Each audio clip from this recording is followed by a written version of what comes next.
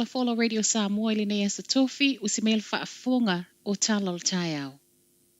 Ua tapena le solo te e a se vaenga o le tinei mu. O se tala lata maile a maile yuni o lo tutu mo tangata whainga aluenga ale pulenga o tinei mu ile mai a palota i o sui. E te le ofo watu ina mai ele pulenga o tinei mu po le fire and emergency. O se palota e whaapea ua mali lie sui e whaia uma so o se tu ainga te.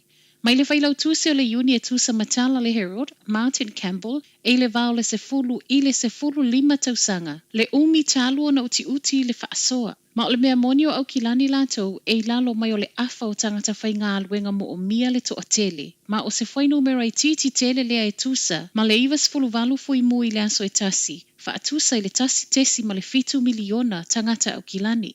O se tūlanga lama tia tele lea. E le ngata mole au whainga aluenga a o le saunga le mu fo e o tangata lau tele. O le soe whaalawi loa i le unga aloa ia o le pālota ma le te e wa tau. Toe whaalongo ina fo ila au malosi whaapapa i le poa na poi au kilani i se sifo. O le uso so o po o whaalongo ina la au malosi papa i lea vaengo au kilani. Pei ona iei le tolu whale na tawhana i le po le asolua. E se i le wha i au kilani i saute. Tu ufantasia talafo wa whaamaunia mai e le sui o le ofisa o leo o Vina Plaisy Massey, le ana maua mai ei reporti, ma e le ise isi na whaamanu aliai. E le o mautino mai fo ile taimi nei, pe iai se feso o ta inga ma vesi ngā kengi o lo iai nei. Ma e o mai ana po, e le aise isi o mōlia amata mai ila au malosi na tawhana i whale o ainga, i le po le asolua. Talo mai le aso safa atu a umatu, ua se fulu lua mata upu reportia i leo feso o ta imala au malosi, e tu sama reporti tu ina mai le ofiso leo.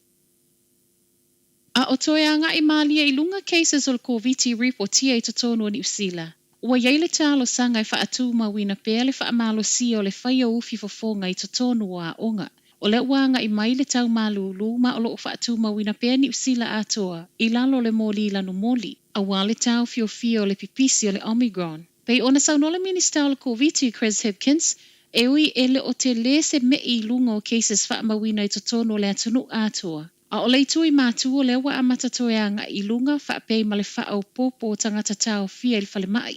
Tu salem whaamaunga i totonu o le tasi masina walu. Ua valo i aia le minister o le COVID le toeanga i mai o le ngalulo na lua. I nei saunoanga wa vi i aia David Walsh mai le University au Kilani le whaatu mau o le atunu i le moli lanu moli. Peitai. E le o whaamalo sia e lea mōli le whaatu mau o le whaia ufi fofonga, ma ua whaatalo sanga i nai e le li isu e sue, le toe whaamalo sia o le whaia o le ufi fofonga i totonu a onga, ona o le wanga i mai fo isi tu a inga virusi fau. E se mai i ufi fofonga, o lo i le whaamoemoe le li isu e sue ia amata whaasolo le tuilo na whai le amatango yuni po le vaiaso fau lea, a le o le whaai unga o le masina. Ua tapu nia le ofisa tu totonu o le matanga luenga wa onga, ona ua le saunga le mule fale tele o lo iai i Wellingtone. O le whaamalia ino a ia inga e mauti no ai le saunga le mu o le fale tele al matanga luenga. Na whai ai ma le whaai unga na nafi, ma e tusa ma le tasi a fele au whai ngā luenga o whaatonu ina nei, e ngā lulue mai le fale. Mai so e so enga na whai ai na o le 25% o ta ia la fau mo fale na whaamalia ina. Whaatusa le i le iwa se fulu i le se lau pasene, na iai tā luai.